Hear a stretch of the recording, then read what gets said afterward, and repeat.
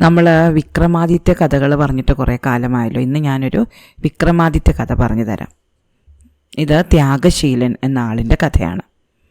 പണ്ട് ഒരു രാജ്യത്ത് രൂപസേനൻ എന്നു പേരായ ഒരു രാജാവ് ഭരിച്ചിരുന്നു.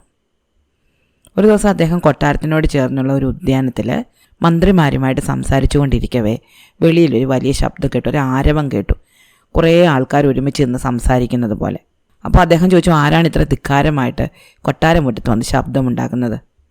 അപ്പോൾ കൊട്ടാരത്തിലെ ദ്വാരപാലകൻ, അതായത് അദ്ദേഹത്തിൻ്റെ വാതിൽക്കൽ കാവൽ നിൽക്കുന്ന സേവകൻ വന്നിട്ട് പറഞ്ഞു, ഇത് രാജകൊട്ടാരമാണെന്ന് അറിയാതെ അന്യദേശക്കാരായ കുറച്ച് ആൾക്കാർ വന്ന് സംസാരിക്കുകയാണ്.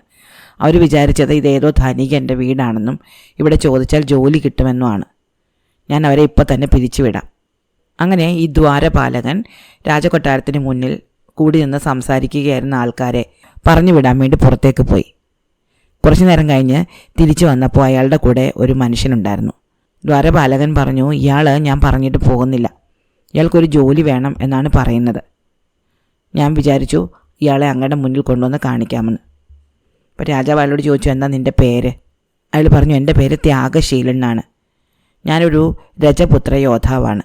എനിക്ക് അങ്ങയുടെ രാജകീയ സേനയിൽ എന്തെങ്കിലും ഒരു ഉദ്യോഗം കിട്ടിയാൽ നന്നായിരുന്നു. രാജാവ് അയാളെ ആകെപ്പാടെ ഒന്ന് നോക്കി. അയാൾക്ക് നല്ല ആരോഗ്യമുണ്ടെന്ന് ബോധ്യമായി. മാത്രമല്ല അയാളുടെ മുഖത്ത് നല്ല തേജസ്സുമുണ്ട്. രാജാവ് ചോദിച്ചു, ശരി, ഞാൻ നിന്നെ എൻ്റെ സേനയിലേക്ക് എടുക്കാം. നിനക്ക് കൂലിയായിട്ട് എത്ര തുക വേണം? ഒട്ടും കൂസലില്ലാതെ ത്യാഗശീലൻ പറഞ്ഞു, എനിക്ക് ദിവസം 1000 തോല സ്വർണം വേണം. ഇത് കേട്ട മന്ത്രിമാരും രാജകൊട്ടാരത്തിലുണ്ടായിരുന്ന മറ്റുള്ളവരും അമ്പരന്ന് പോയി. കൊട്ടാരത്തിലെ സേനയിൽ ജോലി കിട്ടുന്നതിന് ഇത്രയധികം പണം ആര് കൊടുക്കും എന്ന് അവർ ചിന്തിച്ചു. ഈ 1000 തോല എന്ന് പറയുന്നത് വലിയൊരു തുകയായിരുന്നു. പക്ഷേ രാജാവിൻ്റെ മുഖത്ത് ഒരു ഭാവഭേദവും ഉണ്ടായില്ല. അദ്ദേഹം ചോദിച്ചു, 1000 തോല സ്വർണമോ? ഇത് വളരെ വിചിത്രമായിരിക്കുന്നല്ലോ. നിൻ്റെ വീട്ടിൽ നിന്നെ ആശ്രയിച്ച് ആരൊക്കെയുണ്ട്? ത്യാഗശീലൻ പറഞ്ഞു, എൻ്റെ വീട്ടിൽ എൻ്റെ ഭാര്യ, പിന്നെ എനിക്കൊരു മകനും ഒരു മകളുമുണ്ട്, മറ്റാരുമില്ല. ഇയാളുടെ ഈ വിചിത്രമായ ആവശ്യം കേട്ട് മന്ത്രിമാർ ചിരിച്ചുപോയി. ഇവൻ്റെ ധിക്കാരത്തിന് രാജാവ് ഇപ്പോൾ തക്കതായൊരു ശിക്ഷ കൊടുക്കുമെന്നാണ് അവരൊക്കെ കരുതിയത്. പക്ഷേ രാജാവ് ശിക്ഷയൊന്നും കൊടുത്തതുമില്ല. അയാളെ ജോലിക്ക് എടുക്കുകയും ചെയ്തു. അദ്ദേഹം ചിന്തിച്ചത് മറ്റൊരു വിധമാണ്. ഇത്ര വലിയ തുക ആവശ്യപ്പെടണമെങ്കിൽ അയാൾ ചെയ്യുന്ന ജോലി എന്തെങ്കിലും കാര്യമായിട്ടുള്ളതായിരിക്കണം. ഒരു സാധാരണക്കാരൻ തൻ്റെ മുഖത്ത് നോക്കി 1000 തോല സ്വർണം വേണം, താൻ അതിന് ജോലി ചെയ്തു കൊള്ളാം എന്ന് പറയാൻ സാധ്യതയില്ല. എന്താണെന്ന് നോക്കാമല്ലോ ഇവൻ്റെ പണി. തൃപ്തിയായില്ലെങ്കിൽ നല്ല ശിക്ഷ കൊടുത്ത് പറഞ്ഞു വിടുകയും ചെയ്യാം. അങ്ങനെ അദ്ദേഹം കൊട്ടാരം ഖജാൻജിയെ വിളിച്ചിട്ട് ത്യാഗശീലന് 1000 തോല സ്വർണം കൊടുക്കാൻ ഉത്തരവിട്ടു. അങ്ങനെ അന്നത്തേക്ക് കിട്ടിയ 1000 തോല സ്വർണവും ഏറ്റുവാങ്ങിക്കൊണ്ട് ത്യാഗശീലൻ സ്വന്തം വീട്ടിലെത്തി. അത് 2ആയിട്ട് ഭാഗിച്ചിട്ട് ഒരു ഭാഗം ബ്രാഹ്മണർക്കും ബാക്കിയുള്ള തുക വീണ്ടും 2ആയിട്ട് ഭാഗിച്ചിട്ട് അതിലൊരു ഭാഗം തീർത്ഥാടകർക്ക് കൊടുത്തു. ബാക്കി വീണ്ടും 2ആയിട്ട് ഭാഗിച്ചിട്ട് ഭിക്ഷുക്കൾക്ക് കൊടുത്തു. ബാക്കി ഉണ്ടായിരുന്നത് വീണ്ടും 2ആയിട്ട് ഭാഗിച്ചിട്ട് അത് വൈഷ്ണവ ഭിക്ഷാന്തേഹികൾക്കും ബാക്കി വീണ്ടും 2ആയിട്ട് ഭാഗിച്ചിട്ട് പാവങ്ങൾക്കും കൊടുത്തിട്ട് ബാക്കിയുള്ളത് അയാളെടുത്തു. ഇപ്രകാരം അയാൾ രാജകൊട്ടാരത്തിൽ നിന്ന് പ്രതിദിനം 1000 തോല സ്വർണം വാങ്ങുകയും അത് ഉചിതമായ രീതിയിൽ ഭാഗം വെച്ചിട്ട് ബാക്കി വരുന്നത് കൊണ്ട് വളരെ അരിഷ്ടിച്ച് ജീവിക്കുകയും ചെയ്തു. ഈ ത്യാഗശീലന് രാജാവ് നൽകിയ ജോലി രാത്രി കൊട്ടാരത്തിന് കാവൽ നിൽക്കുകയായിരുന്നു. അയാൾ എല്ലാ ദിവസവും രാത്രി കൃത്യമായിട്ട് ഒരു ആയുധവും കയ്യിലെടുത്ത് കൊട്ടാരം കാവലിന് മുടങ്ങാതെ വന്നുകൊണ്ടിരുന്നു. രാത്രിയിൽ ഉറക്കത്തിലെങ്ങാനും രാജാവ് ഉണർന്ന് കാവൽക്കാരാരുമില്ലേ എന്ന് വിളിച്ചു ചോദിച്ചാലുടൻ ത്യാഗശീലൻ അവിടെ എത്തി രാജാവിൻ്റെ ആജ്ഞ നിർവഹിച്ചു വന്നു. അയാളുടെ ഏക ചിന്ത രാജാവിൻ്റെ സുരക്ഷിതത്വമായിരുന്നു. ഒരു രാത്രി കൊട്ടാരത്തിൽ നിന്ന് അധിക ദൂരത്തല്ലാതെ സ്ഥിതി ചെയ്തിരുന്ന രാജകീയ ശ്മശാനത്തിൽ നിന്ന് ഒരു സ്ത്രീയുടെ ആർത്തനാദം രാജാവ് കേട്ടു. അദ്ദേഹം ഉറക്കത്തിൽ നിന്ന് ഞെട്ടി ഉണർന്ന് കൊട്ടാരം കാവൽക്കാരെ വിളിച്ചു. ബാക്കിയുള്ള കാവൽക്കാരെല്ലാവരും മയങ്ങിപ്പോയിരുന്നെങ്കിലും ത്യാഗശീലൻ ഉറങ്ങിയിരുന്നില്ല. അയാൾ ഉടൻ തന്നെ വിളി കേട്ടു. അടിയൻ ഇവിടെയുണ്ടല്ലോ തിരുമേനി, എന്താ വേണ്ടത് എന്ന് വിളിച്ചു. രാജാവ് കൽപ്പിച്ചു, നമ്മുടെ ശ്മശാനത്തിനടുത്ത് നിന്ന് ഒരു സ്ത്രീയുടെ കരച്ചിൽ കേൾക്കുന്നു. നീ ആ സ്ഥലത്ത് പോയിട്ട് എന്താ വിവരം എന്നൊന്ന് അന്വേഷിച്ചിട്ട് വരണം. ഇപ്രകാരം തൻ്റെ സേവകനോട് ആജ്ഞാപിച്ചിട്ട് രാജാവ് മനസ്സിൽ വിചാരിച്ചു, ഇവൻ്റെ സത്യസന്ധതയും ആത്മാർത്ഥതയും പരീക്ഷിച്ചറിയാനുള്ളൊരു ഉത്തമമായ ഉപായമാണിത്. ഇവൻ ഞാൻ പറഞ്ഞ കാര്യം സത്യസന്ധമായിട്ടും ആത്മാർത്ഥമായിട്ടും നിർവഹിക്കുകയാണെങ്കിൽ അവന് യഥാർത്ഥത്തിൽ ഒരു രാജഭക്തനാണ് എന്ന് കരുതാം. നേരെ മറിച്ച് എൻ്റെ ജോലി അവൻ കൃത്യമായിട്ട് ചെയ്യുന്നില്ലെങ്കിൽ അവനെ ജോലിയിൽ നിന്ന് പറഞ്ഞു വിടുകയും ചെയ്യാം. ഇതും വിചാരിച്ചുകൊണ്ട് രാജാവ് നിൽക്കുമ്പോൾ തന്നെ ത്യാഗശീലൻ ആ സ്ത്രീയുടെ ആർത്തനാദം കേട്ട സ്ഥലത്തേക്ക് പുറപ്പെട്ടു കഴിഞ്ഞു. പ്രച്ഛന്ന വേഷത്തിൽ അയാൾ അറിയാതെ രാജാവും അയാളെ പിന്തുടർന്നു. ശ്മശാന ഭൂമിയിലെത്തിയ ത്യാഗശീലൻ എന്താണ് കണ്ടതെന്നോ? അവിടെ അടി മുതൽ മുടി വരെ അമൂല്യങ്ങളായ ആഭരണങ്ങളും ആഡംബര വസ്ത്രങ്ങളും ധരിച്ച പരമസുന്ദരിയായ ഒരു സ്ത്രീ വാവിട്ട് നിലവിളിക്കുന്നു. കുറേ നേരം നിലവിളിച്ചതിന് ശേഷം അവൾ നൃത്തം ചവിട്ടും. പിന്നെ കുറച്ചു നേരം ഓടിച്ചാടി നടക്കും. പിന്നെ വീണ്ടും വിലപിക്കാൻ തുടങ്ങും. ചിലപ്പോൾ അവൾ തിരുതെരെ കൈ ചുരുട്ടി തലയിൽ ഇടിച്ചുകൊണ്ട് ഉറക്കെ ഉറക്കെ കരയും. ഈ സ്ത്രീയുടെ വിചിത്രമായ ഈ പെരുമാറ്റത്തിന് കാരണമെന്ത് എന്നറിയാൻ വേണ്ടിയിട്ട് ത്യാഗശീലൻ അവരുടെ അടുത്ത് ചെന്നു. എന്നിട്ട് അനുകമ്പാപൂർവ്വം അവരോട് ചോദിച്ചു, അല്ലയോ സ്ത്രീയെ, അർദ്ധരാത്രി കഴിഞ്ഞിരിക്കുന്ന ഈ അസമയത്ത് ശ്മശാനത്തിൽ ഇങ്ങനെ ഏകാഗ്നിയായിട്ട് വന്ന് നിലവിളിക്കുന്ന എന്തിനാണ്? നിങ്ങളുടെ ദുഃഖത്തിൻ്റെ കാരണം എന്താണ്? നിങ്ങൾ ആരാണ്? നിങ്ങളുടെ പേരെന്താണ്? എവിടുന്ന് വരുന്നു? എന്തിനാണ് നിങ്ങൾ ഈ ചുടുകാട്ടിൽ വന്നിരിക്കുന്നത് എന്നൊക്കെ എന്നോട് പറയാമോ?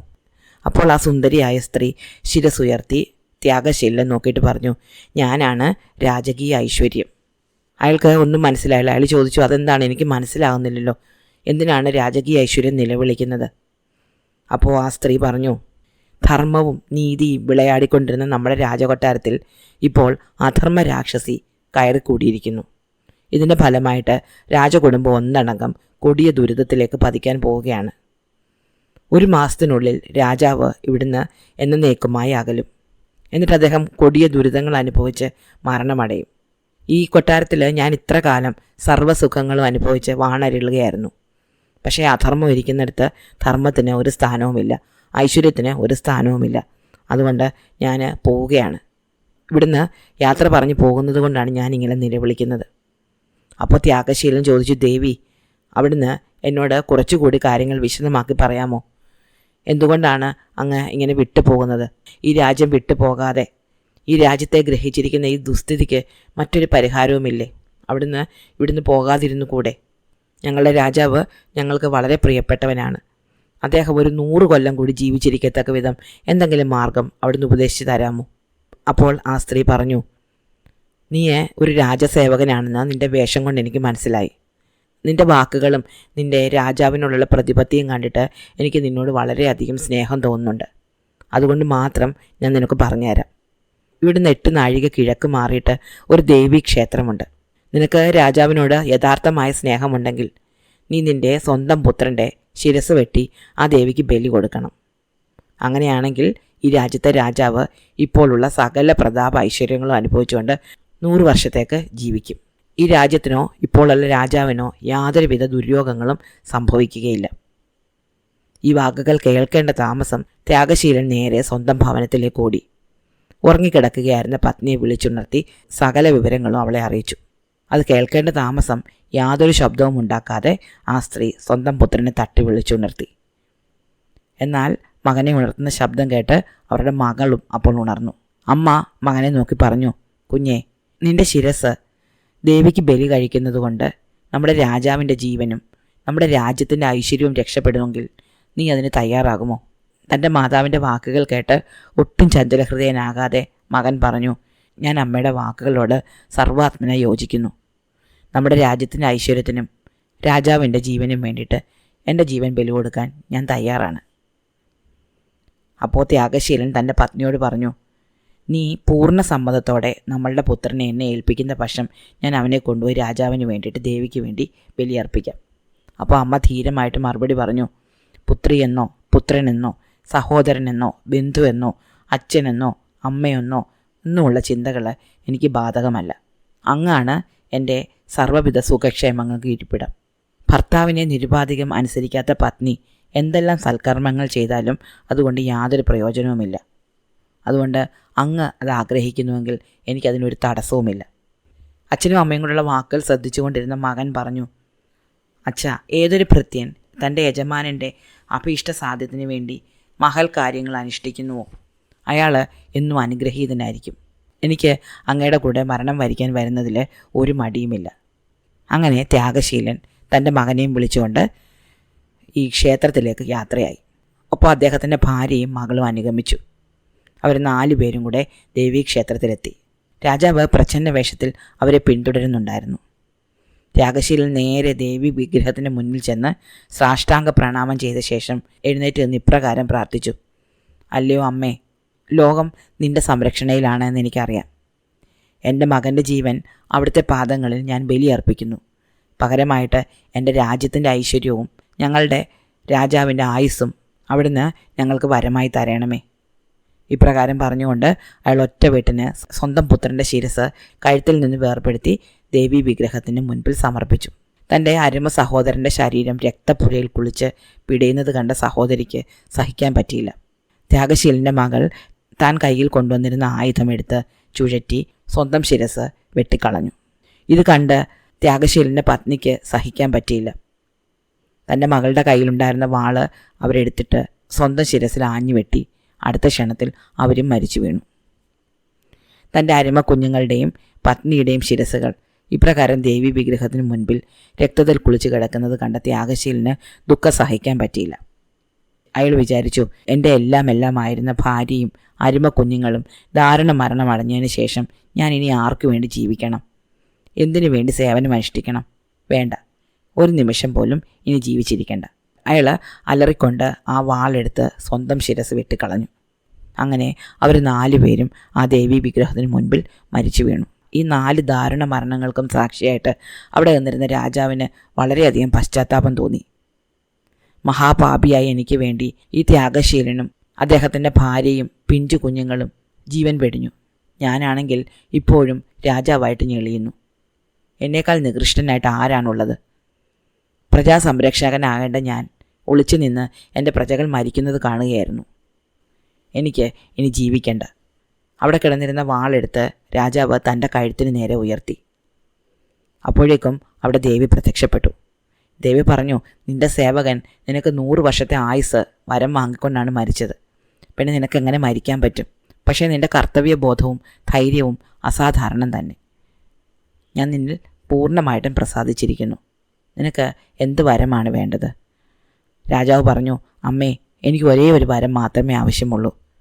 ഞാൻ കാരണമായി ദുർമരണമടഞ്ഞ ഈ നിരപരാധികൾ 4 പേരും ഇപ്പോൾ തന്നെ ജീവിച്ചു വരണം. ദേവി അരുളി ചെയ്തു, അങ്ങനെ തന്നെ ആവട്ടെ. ദേവി തൻ്റെ തൃക്കൈകളിലൊന്ന് വായുവിലേക്ക് ഉയർത്തി. അപ്പോൾ അവിടെ ഒരു സുവർണ കലശം പ്രത്യക്ഷപ്പെട്ടു.